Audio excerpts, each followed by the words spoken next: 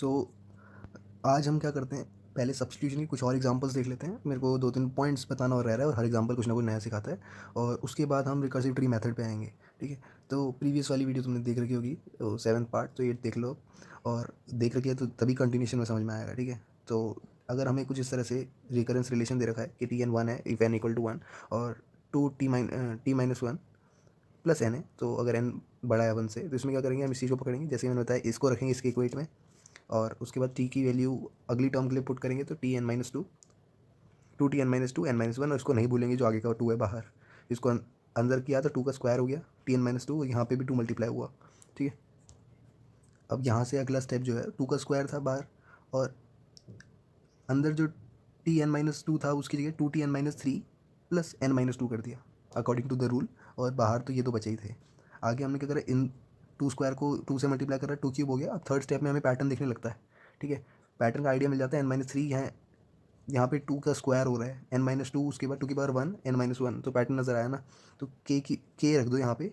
अब के रखने के बाद हमने थ्री की जगह के रख दिया, क्योंकि के स्टेप की बात हो रही है। ठीक है, इसकी वैल्यू बाद में रखते हैं, पहले के की वैल्यू रखते हैं, कंफ्यूज मत होना। तो टू की पावर के टी एन माइनस की, क्योंकि थ्री जहाँ जहाँ थ्री है वहाँ के रख दो, और टू है वहाँ पे के माइनस वन हो जाएगा, वन है वहाँ पे के माइनस टू हो जाएगा, है ना। और एट द एंड यहाँ पे एन की जगह पे हम ऐसे लिख सकते हैं कि टू की power zero N minus zero. उसके बाद यहाँ पे इस पर्टिकुलर चीज़ पे वन आना चाहिए, तो एन माइनस के की वैल्यू वन होनी चाहिए। तो के क्या हो गया, एन माइनस वन, काफ़ी बार बता चुके हैं। तो इसमें क्या इंटरेस्टिंग कॉन्सेप्ट है, देखो। अब यहाँ पे तो वन आ गया, यहाँ टू की पावर एन माइनस वन। अब यहाँ पे एन माइनस टू, ये जब सॉल्व करा ना, बस क्या करना है, के की जगह पे एन माइनस वन रख देना है, यहाँ पे जो हमने निकाला था। तो इसको सॉल्व करते हैं हमें एक ऐसी चीज़ दिखी, ये वाली, कि टू की power N minus one, two की power N minus two into two, two की power N minus three into three, two की पावर एन, है ना, ऐसे करके चलेगा। तो बड़ा अच्छा कॉन्सेप्ट है। अगर हम इसको रिवर्स ऑर्डर में करें तो ये वाली चीज़ यहाँ आ गई, टू की पावर जीरो एन, टू की power one N minus one, two की power two N minus two. इस सीरीज़ को लाने के लिए मैंने ये वाला क्वेश्चन दिखाया तुम्हें। अब इस सीरीज़ में क्या इंटरेस्टिंग है कि टू की पावर जीरो वन टू ये जी पी है ना, और N N minus one N minus two ये क्या ए पी है। और जब ए पी और जी पी साथ में होते हैं, तो अगर तुमने ए पी जी पी पढ़ रखा है, याद होगा थोड़ा बहुत क्या करा जाता है, तो वही कॉन्सेप्ट हम यहाँ लगाने वाले हैं। ठीक है, तो मेरे को मालूम है भूल गए होंगे, तो इसलिए हमने यहाँ पे कर दिया है कि A P and G P अगर होगा तो उसको जी पी कैसे बनाए, कि पर्टिकुलरली जी पी बन जाए, क्योंकि ए पी में तो अंतर होता है ना, कॉमन डिफरेंस का। तो क्या करेंगे, टी एन की वैल्यू लिख देंगे, जो कि हम पहले भी लिख चुके हैं, और एक आगे शिफ्ट कर देंगे। हमने यहाँ क्या करा, टू से मल्टीप्लाई कर दिया और आगे शिफ्ट कर दिया। शिफ्ट करने का मतलब ऐसा नहीं है कि हमने कुछ अलग से बिट्स वगैरह चेंज करी, नहीं। ये जो प्लस का यहाँ पे था ना, इसको थोड़ा आगे कर दिया कि तुम्हें देखने में, कंपैरिजन करने में आसानी हो। यहाँ टू की पावर वन हो गई, पहले यहाँ टू की पावर जीरो थी, टू से मल्टीप्लाई कर दिया, है ना। तो यहाँ टू से मल्टीप्लाई करा तो यहाँ टू की पावर वन हो गई, यहाँ टू की पावर टू हो गई। तो इनको बस आगे लिख दिया कि जिसे कंपेयर करने में आसानी हो। और एट द एंड क्या होगा कि एन माइनस टू की जगह एन माइनस वन हो जाएगा, और एन माइनस वन की जगह एन हो जाएगा। ठीक है, तो अब हम दोनों को सब्ट्रैक्ट कर देंगे। जब इन दोनों को सब्ट्रैक्ट किया तो माइनस टी एन आया। ठीक है, और टू की पावर जीरो एन तो एग्जैक्ट ही आएगा, टू की पावर वन, और इन दोनों को सब्ट्रैक्ट कर रहे हैं तो माइनस वन आएगा ना, एन से एन कट जाएगा, कि माइनस रह जाएगा। सेम हेयर, माइनस वन फिर से आ गया, ऐसे करते माइनस वन आता रहेगा, टू की पावर इंक्रीज होती रहेगी, यानी परफेक्टली जीपी बन गया। तो यही तो बनाना चाह रहे थे। तो ये एट द एंड देखो कि इन दोनों के करने के बाद टू की पावर एन माइनस वन तो रहेगा, मगर वन माइनस टू क्या होता है, माइनस वन होता है, और लास्ट में यही बचा। ठीक है, माइनस कैसे हो गया, क्योंकि हम सब्ट्रैक्ट कर रहे थे, तो यहाँ माइनस होने की वजह से माइनस टू की पावर एन हो गया। तो एक चीज़ हमें समझ में आ गई कि सब में क्या है। हम पहले इस पर्टिकुलर चीज़ को हम क्या लिख सकते हैं, टू की पावर जीरो एन, एन लिख सकते हैं। सब में माइनस कॉमन है, माइनस कॉमन लिया, टू की पावर वन, टू की power two, three, four, N. तो अब तुम्हें पता है जीपी का फॉर्मूला क्या होता है, ए, और ए की पावर कॉमन डिफरेंस आर की पावर एन, है ना। तो एन ही रहेगा यहाँ, minus one R minus one. तो इससे हमें क्या समझ में आया कि माइनस टी की power minus T N is equal to N minus two की पावर एन प्लस वन है ना। ये प्लस वन समझ में आया, क्यों ये इसकी वजह से आया। हमने इसको नेगलेक्ट कर, मतलब हम बहुत चीज़ें नेगलेक्ट कर दिया करते हैं। और तुम बोलोगे कि प्लस वन को नेगलेक्ट क्यों नहीं कर रहे, मतलब इस ये भी टू भी तो कांस्टेंट है, आगे जाके वो भी नेगलेक्ट कर दिया है। ये तुम्हारी मर्जी है, पहले ही नेगलेक्ट कर लो, कोई दिक्कत नहीं। तो हम जब इसमें से माइनस हटाएंगे तो ये चीज़ आगे आ जाएगी, पीछे आ जाएगी। तो ये ऑर्डर ऑफ टू की पावर एन प्लस वन, और अल्टीमेटली ऑर्डर ऑफ टू की पावर एन रह गया। तो ये जो सीरीज़ थी, इंटरेस्टिंगली टू की पावर एन ऑर्डर की थी, सब्स्टिट्यूशन मेथड से देखा हमने। एग्जाम्पल 12 देखो। देखो इतने एग्जाम्पल बता चुका हूँ, हर एग्जाम्पल कुछ ना कुछ नया चीज़ बता रहा है। टी एन जो है वन है, इफ़ एन वन है, टी एन बाई टू है प्लस कॉन्स्टेंट, अगर एन वन से बड़ा है। तो T N equal to N by two plus constant, यहाँ कॉन्स्टेंट का रूल देखना। ठीक है, अगले स्टेप में एन बाई टू का स्क्वायर प्लस कॉन्स्टेंट जो पहले वाला था। तो यहाँ के रखेंगे, तो तुम्हें पता है कि डायरेक्टली के रखा तो टी एन बाई टू की पावर के प्लस कॉन्स्टेंट सी। अब यहाँ पे वन रखा जाएगा तभी तो बनाएगा। तो एन बाई टू की पावर के इक्वल टू वन करने के बाद हमें के की वैल्यू लॉग एन मिल गई। और जैसे ही लॉग एन मिली तो T1 मिल गया यहाँ पे, और ये लॉग एन इंटू सी हो गया। अगर तो 1 बड़ा है, ये लॉग एन बड़ा है, तो ऑर्डर ऑफ लॉग एन। ये था सिंपल सा, ठीक है, बस कॉन्स्टेंट ऐड कर दिया तो ये सिंपली हो गया। तो इसका ऑर्डर क्या हो गया, big of N log n. So अब हमने सब्स्टिट्यूशन एग्जाम के सारे एग्जांपल कर लिए सब्स्टिट्यूशन मेथड के, है ना। अब रिकर्सिव ट्री मेथड देखते हैं। Only one recursive call is there, people we go for substitution method. हमेशा तुम्हारे मन में आएगा कि कब कौन सा मेथड लगाना है। इवन तो मैंने तुम्हें अभी ये बताया नहीं है, मगर ये क्लियर कर देते, तो जब मल्टीपल रिकर्सिव कॉल होती है ना, जैसे वहाँ पे टी एन जो है वो एक ही बार था, यहाँ पे 2 बार दिख रहे हैं, है ना, मतलब n/2 n/3 अलग कुछ भी हो सकता है, मगर मल्टीपल रिकर्सिव कॉल जब होगी तो रिकर्सिव ट्री मेथड का यूज़ करना। ठीक है, देखो कैसे, पहला एग्जांपल ही देख लो। तुम्हें इनिशियली कन्फ्यूजिंग लगेगा, मगर जब मैं इतने सारे एग्जांपल करा दूंगा वैसे वैसे तुम क्लेरिफाई करते रहना। टी एन इक्वल टू ये है, ठीक है। अब सब्स्टिट्यूशन मेथड में तो करते हैं वो और लंबा हो जाएगा, और किस जगह जा सकते हैं तुम खुद ट्राई कर लेना। मगर यहाँ पे क्या है कि एन है ये वाला, इसके 2 हिस्से हो गए, n/3 और 2n/3। ये तो समझ में आता है। और अल्टीमेटली हमें यहाँ से n मिल रहा है, उसके बाद यहाँ से क्या मिल रहा है, इन दोनों का सम करो, n/3 प्लस 2n/3, यहाँ से भी n मिल रहा है। ठीक है, ये चीज़ जो है n, ये n/3 दे रही है हमें, ऐसे बोलेंगे, ये 2n/3 दे रही है। तुम सोच रहे हो ये लिखा तो हुआ है, तुम दोबारा क्यों लिख रहे हो। हमने बस n की जगह पे n को रख के देखा है। अभी कन्फ्यूजिंग लग रहा होगा तुम्हें, धीरे धीरे बताऊंगा, ठीक है।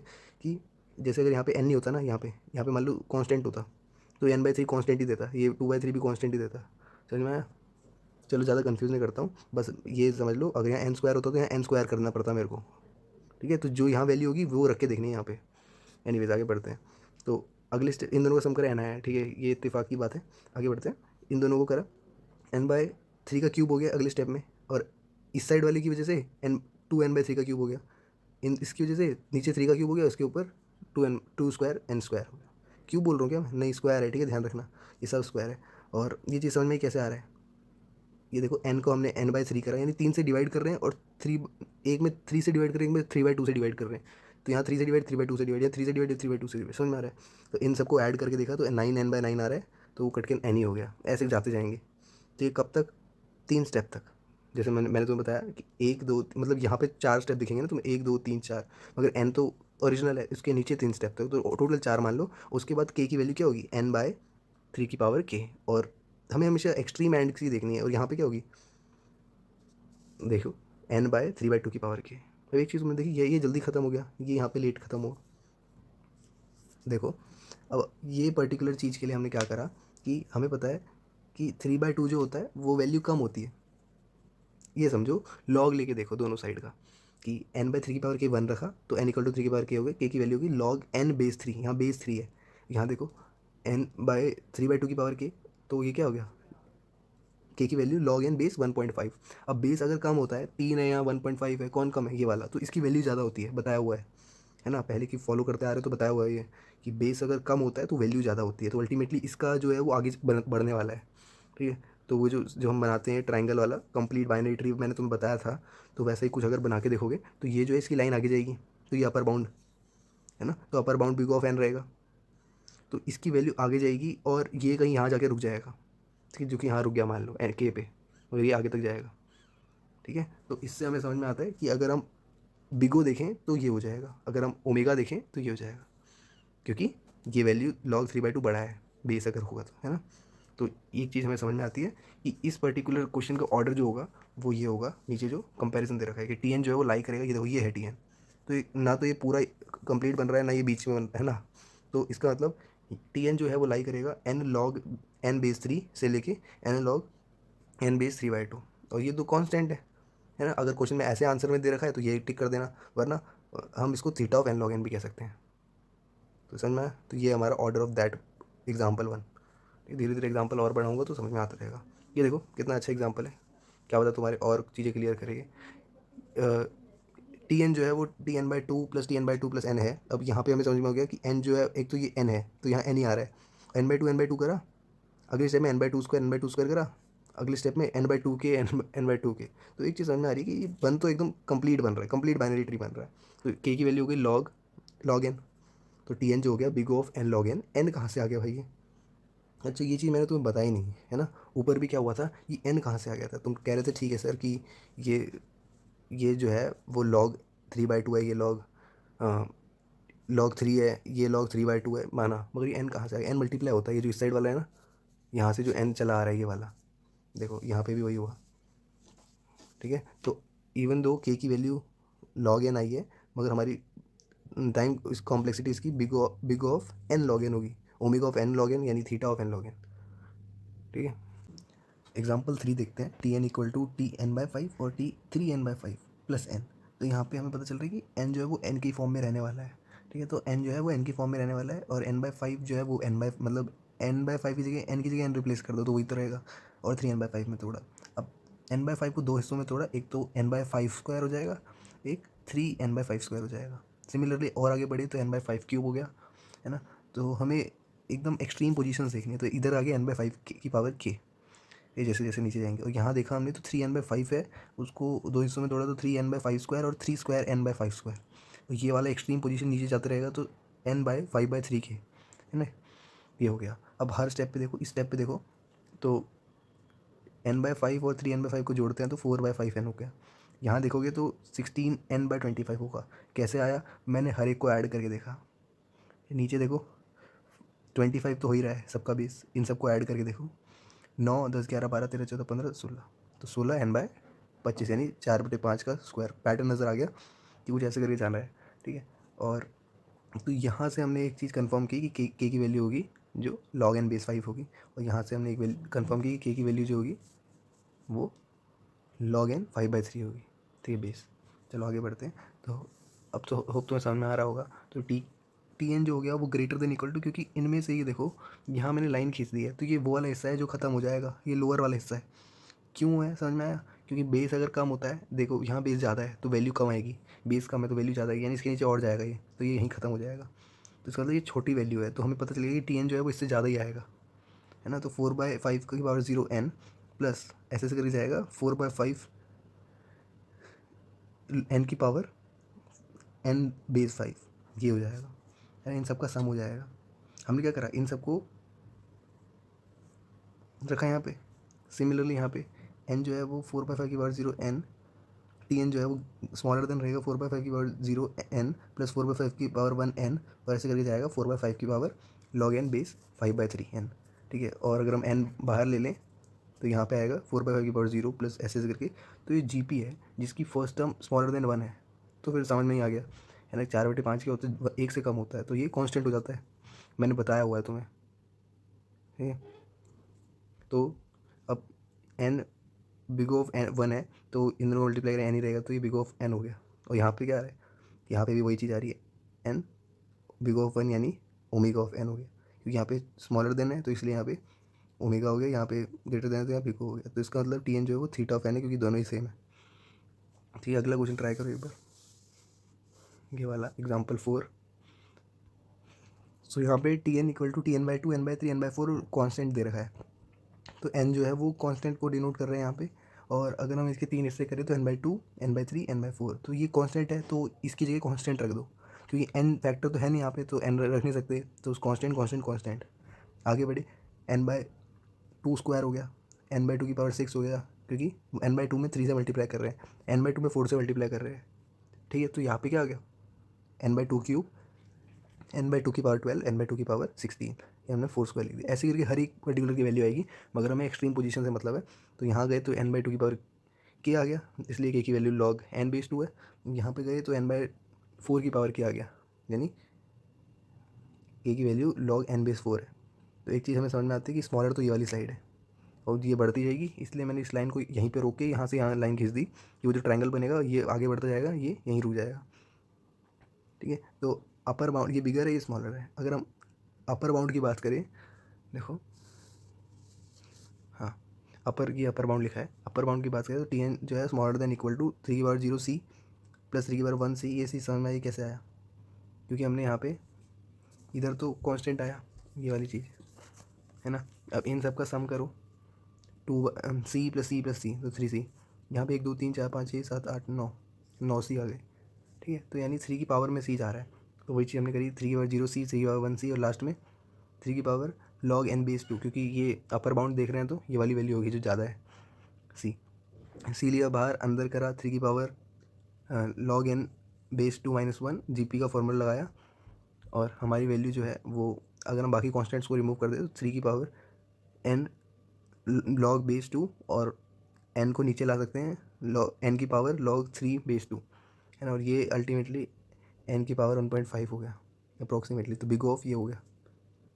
लोअर बाउंड देखिए तो टी की वैल्यू ग्रेटर देन आनी चाहिए इससे, log n बेस 4 से। सब कुछ करा सेम और लास्ट में जाके n नीचे ले लिया और log 3 बेस 4 रहने दिया। ठीक है, तो यानी टी की वैल्यू जो है वो बिग ओ में n log 3 बेस 2 होगी और ओमेगा में n log 3 बेस 4 होगी। अगले एग्जांपल देखो, एग्जांपल 5। हर एग्जांपल कुछ ना कुछ सिखाएगा और कुछ कॉन्सेप्ट क्लियर होते जाएंगे। अब यहाँ देखो ये n स्क्वायर डिनोट कर रहे हैं, यानी n की वैल्यू n स्क्वायर डिनोट हो रही है। तो ये टी जो है वो दो हिस्सों में टूटा है, टी n/3 और 2n/3 में। तो देखो n/3 में टूटा, अब n की जगह n स्क्वायर रख दो, है ना, तो ये पर्टिकुलर वैल्यू n की, तो इसका स्क्वायर हो गया। तो मैं कह रहा था एग्जैक्टली ये चीज़ रखनी है कि n की वैल्यू n/3, उसकी जगह स्क्वायर हो गया। अब 2n/3 का स्क्वायर हो गया।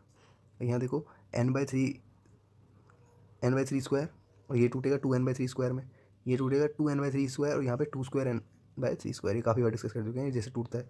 और हमें एक्सट्रीम पोजीशंस में मतलब है, तो आखिर में जाइए n/3 की पावर की, और यहाँ पे एक्सट्रीम पे जाके n/3/2 की पावर की। बस देखना हर चीज़ का स्क्वायर हो। तो स्क्वायर होने का रीज़न क्या है कि यहाँ से तो n आया, इन दोनों का सम करोगे तो कितना आएगा, 3 का स्क्वायर तो 9 होता है, 2 का स्क्वायर 4 और 1 5, तो 5n² 9। यहाँ जब सबका स्क्वायर करके देखोगे ना तो ये आंसर आना है, 5/9 का होल स्क्वायर n स्क्वायर, है ना। एक्सट्रीम पोजीशन की मदद से यहाँ पे ये वैल्यू आ गई लॉग की, और यहाँ पे log n बेस 3/2 आ गई। तो हमने हर एक्सट्रीम पोजीशन का क्या करा, टी की वैल्यू निकाल दिया। तो यहाँ पे ग्रेटर देन आएगा क्योंकि ये वैल्यू ज़्यादा है ना, यहाँ पे बेस कम है तो वैल्यू ज़्यादा होगी, तो यहाँ पे ऐसे बंद कर दिया, तो ये वैल्यू आगे बढ़ेगी। तो टी की वैल्यू ग्रेटर देन होगी n स्क्वायर और इससे। अब ये पर्टिकुलर तो 5/9 तो कांस्टेंट हो जाएगा क्योंकि ये 1 से छोटा है, तो ऐसी जीपी जो है कांस्टेंट हो जाएगी। ठीक है, n स्क्वायर जो था वो लगा रहेगा, n स्क्वायर तो यहाँ आ ही रहा है ना जब सबका एडिशन होगा तो यानी ओमेगा ऑफ n स्क्वायर हो गया। और यहाँ पे टी की value smaller than equal to, क्योंकि ये लोअर बाउंड है, लोअर बाउंड कह रहा हूँ, ये अपर बाउंड है, तो टी की वैल्यू इससे तो कम ही होगी या बराबर होगी। तो यहाँ पे भी हमने वो O1 ले लिया क्योंकि ये कांस्टेंट जा रहा है, और n स्क्वायर, तो समझ में आता है कि टी जो है वो थीटा ऑफ n स्क्वायर हो गया। तो ये चीज़ समझ में आती है। अगला क्वेश्चन अगर तुम पॉज करके ट्राई करना चाहो तो पॉज करके कर लो। ठीक है, ये इसका आंसर बताओ क्या होगा। सो क्वेश्चन में टी जो था वो n/2 n/3 और n/4 तीनों में टूट रहा था। ठीक है, और जो साइड में था वो n स्क्वायर आ रहा था। तो तुम्हें पता चली गया होगा कि यहाँ पे इसका स्क्वायर हो जाएगा, इसका स्क्वायर हो जाएगा और इसका स्क्वायर हो जाएगा, और जब इन सबको ऐड करा जाएगा तो ये कुछ इस तरह से आएगा। ठीक है, क्योंकि यहाँ पे बेस सेम नहीं है ना, 2 का स्क्वायर 4 होता है, 3 का स्क्वायर 9, 4 का स्क्वायर 16। अब इन तीनों का बेस सेम करके एलसीएम वगैरह लेके जब हम सॉल्व करेंगे, ऐड करेंगे, प्लस करना तो आता ही होगा, तो 61/144 आएगा n स्क्वायर। सिमिलरली ऐसे आगे जाएंगे तो n/2 की पावर क्या आएगा एक्सट्रीम पोजीशन पे, यहाँ पे n/4 की पावर क्या आएगा एक्सट्रीम पोजीशन पे, है ना। तो हमें इतना तो समझ में आता है कि ये वाली वैल्यूज़ बड़ी होगी, है ना, और हर बार 61/144 का स्क्वायर चलता रहेगा। ठीक है, तो टी जो है वो स्मॉलर देन, यानी अपर बाउंड देखें, ये वाला हिस्सा देखें तो n स्क्वायर, और ऐसे करके जाएगा 61/144 जो है वो अगेन 1 से छोटा है, तो कॉन्स्टेंट ही वैल्यू होगी इसकी, बार बार देखने की जरूरत नहीं है, मैंने एक बार बता दिया था बहुत पहले डिटेल में, है ना। तो n स्क्वायर जो फॉलो कर रहे हैं उनको याद होगा, n स्क्वायर जो वो बिग ऑफ n स्क्वायर हो गया। ठीक है, और अगर हम लोअर बाउंड देखें तो ये वहाँ पे भी सेम चीज़ होगी क्योंकि पिछले एग्जांपल में भी यही हुआ था। तो हमारा आंसर होगा थीटा ऑफ n स्क्वायर। ठीक है, मैं मास्टर थ्योरम नेक्स्ट क्लास में डिस्कस करेंगे। और अब हमारी रिकर्सिव ट्री वाला मेथड जो है हो गया है। अब तुम इसके क्वेश्चन ट्राई करो, अलग अलग मेथड्स को देखो और क्वेश्चंस करो।